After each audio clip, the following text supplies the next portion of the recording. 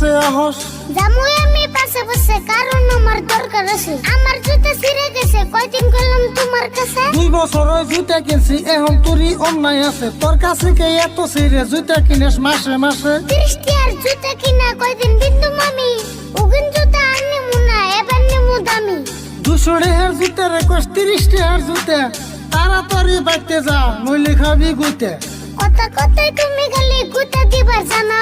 পেছাল বাদে তাড়াতাড়ি জুতা কিনা আনো।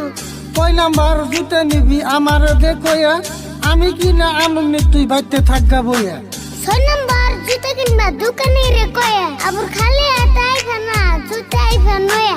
জুতা কিনুম বাজার কইরা যদি পয়সা বাঁচে, কারণ বেশি টাকা নাইকা মাত্র 500 টাকা আছে।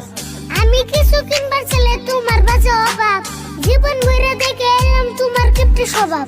তুই যে খালি কিপটা কইয়া গালাগালি করস, জানোস